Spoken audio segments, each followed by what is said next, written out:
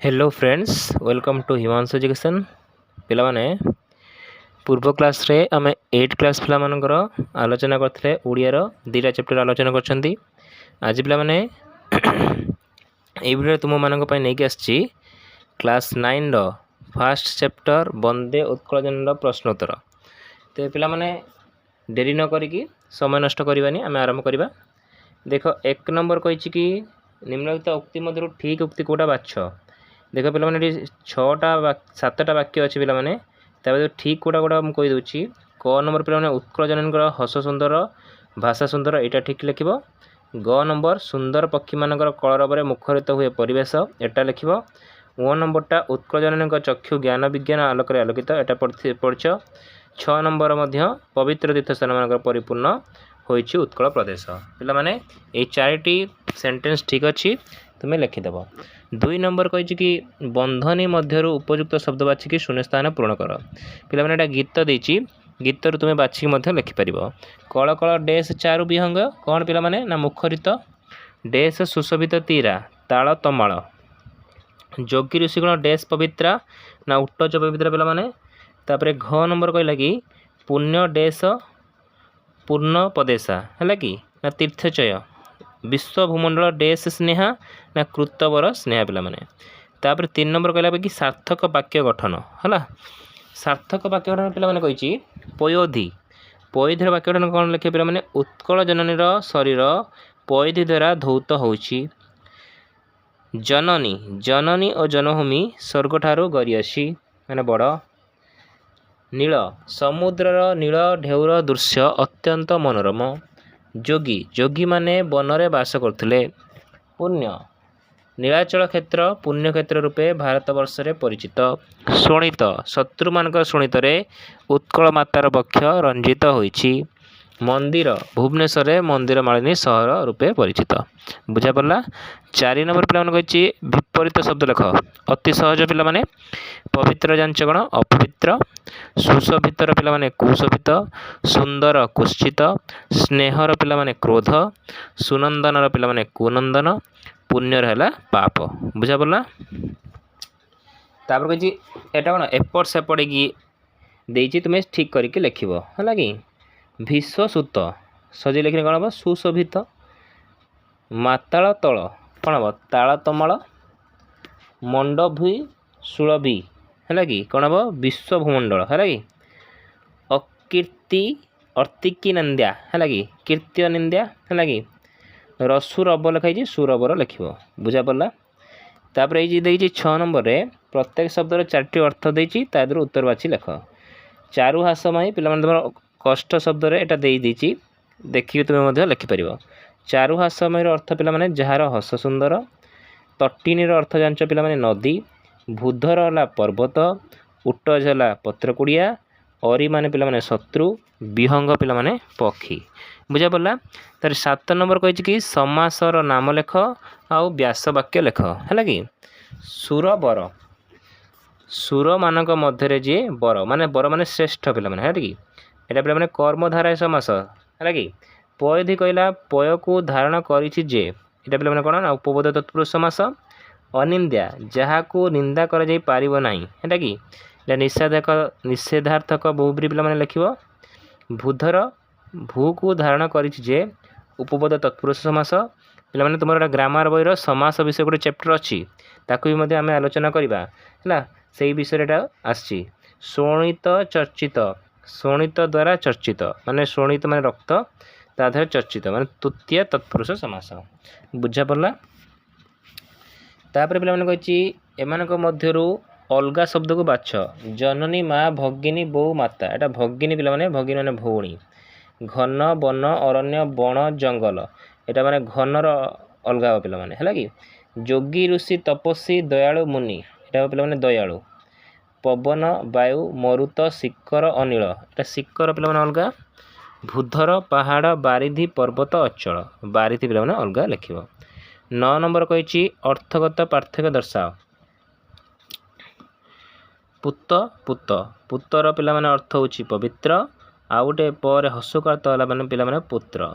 Sari sari sir का शाल और हसिकार एक प्रकार धान ଶାଳର ଦୀର୍ଘ ଶାଳୀ ହେଲା ପିଲାମାନେ ପତ୍ନୀଙ୍କର ସାନ ଭଉଣୀ।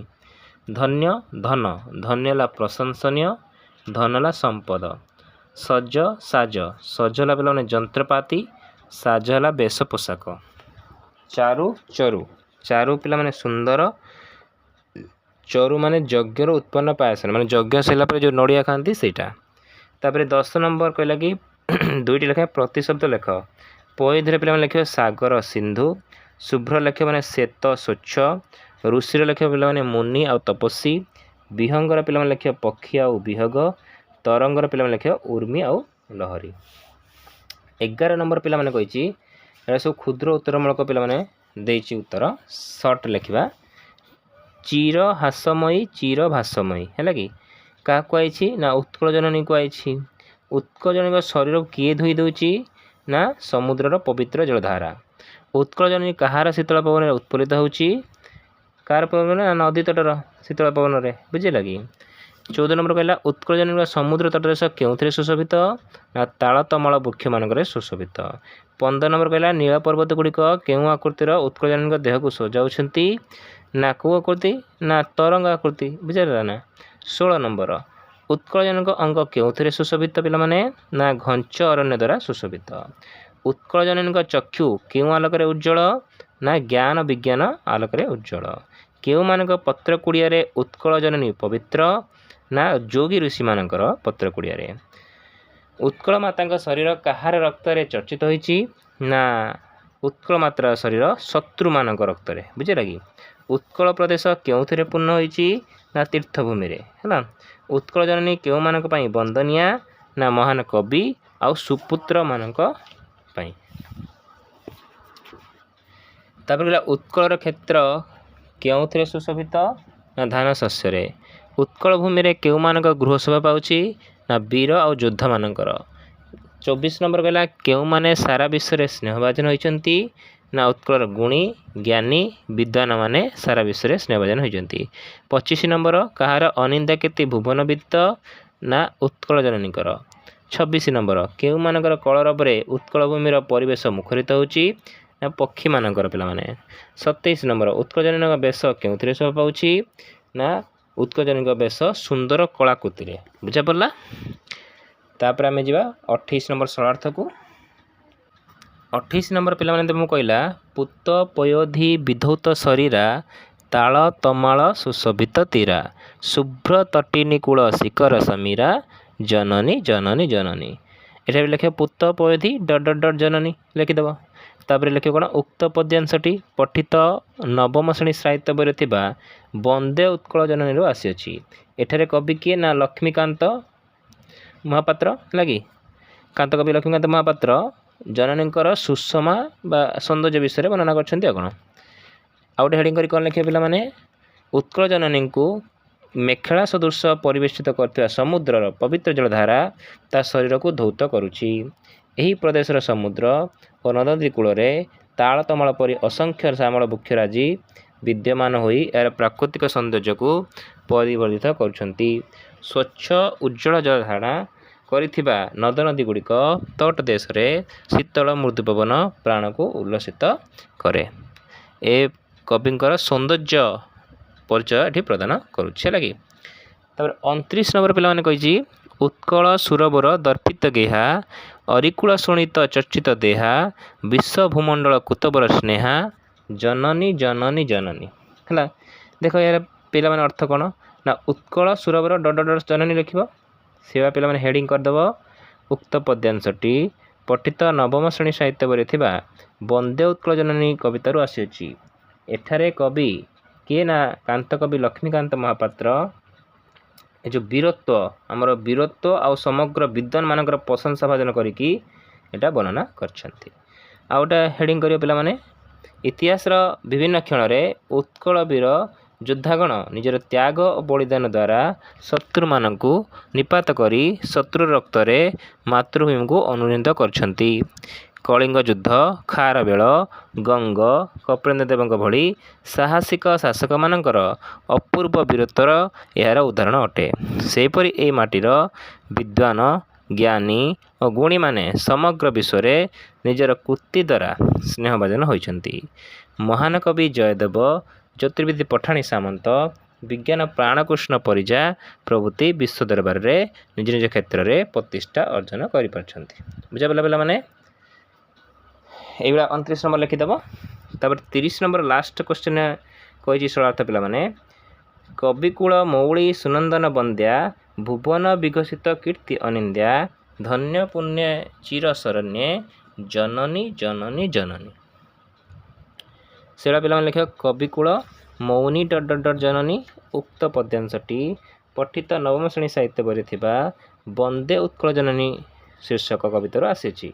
ଏଠାରେ କାନ୍ତକବି ଲକ୍ଷ୍ମୀକାନ୍ତ ମହାପାତ୍ର ଉତ୍କଳ ଜନନୀ କିପରି ଶ୍ରେଷ୍ଠ କବିମାନଙ୍କ ଦ୍ୱାରା ବନ୍ଦନିଆ ହୋଇଛି ସେ ବିଷୟରେ ବର୍ଣ୍ଣନା କରିଛନ୍ତି। ଲେଖିବ କ'ଣ ଆଉ ଗୋଟେ ହେଡ଼ିଂ କରିକି, ଏଇଟା ଛୋଟଟେ ଲେଖିଲେ ମଧ୍ୟ ଚଳିବ। ମହାନ କବି ଓ ସୁପୁତ୍ରମାନଙ୍କ ଦ୍ୱାରା ଉତ୍କଳ ଜନନୀ ବନ୍ଦନିଆ, ତାଙ୍କର ପ୍ରଶଂସନୀୟ କୀର୍ତ୍ତି ସାରା ବିଶ୍ୱରେ ପ୍ରଚାରିତ ହୋଇଛି। ସେଥିପାଇଁ ସେ ଧନ୍ୟା ପୁଣ୍ୟବତୀ ସର୍ବଦା ଶରଣାର୍ଥୀ ଭାବେ ଚିର ନମସ୍ୟ ହୋଇ ରହିବେ। ବୁଝାପଡ଼ିଲା? ଏଇ ଯେଉଁ କବିଙ୍କର ମାତୃଭୂମି ପ୍ରଶଂସାକୁ ଦୃଷ୍ଟିଭଙ୍ଗୀର ଆଭାସ ମିଳୁଛି। ବୁଝାପଡ଼ିଲା ପିଲାମାନେ? ଏଇ ଭାବରେ ପିଲାମାନେ 1 নম্বରରୁ 30 নম্বର ପର୍ଯ୍ୟନ୍ତ ତୁମେ ନୋଟ୍ ଖାତାରେ ନୋଟ୍ କରିଦେବ। ଆର କ୍ଲାସ୍ରେ ଆମେ ପିଲାମାନେ ତୁମର ସେକେଣ୍ଡ ଚାପ୍ଟର ଯେଉଁ ପଦ୍ୟର ଅଛି କାହା ମୁଖ ଅନାଇ ବଞ୍ଚିବିର ପ୍ରଶ୍ନୋତ୍ତର ମୁଁ ତୁମ ପାଇଁ ନେଇକି ଆସିବି। ରହିଲି ପିଲାମାନେ। ଯଦି ଭିଡ଼ିଓଟି ଭଲ ଲାଗିଥାଏ ପିଲାମାନେ ଅତି ମାତ୍ରାରେ ତୁମ ସାଙ୍ଗମାନଙ୍କ ସହିତ ସେୟାର କରିବ, ଆଉ ଚ୍ୟାନେଲକୁ ସବସ୍କ୍ରାଇବ୍ କରିବାକୁ ଭୁଲିବ ନାହିଁ ପିଲାମାନେ, ଆଉ ଭିଡ଼ିଓଟିକୁ ଲାଇକ୍ କରିଦେବ। Thank you.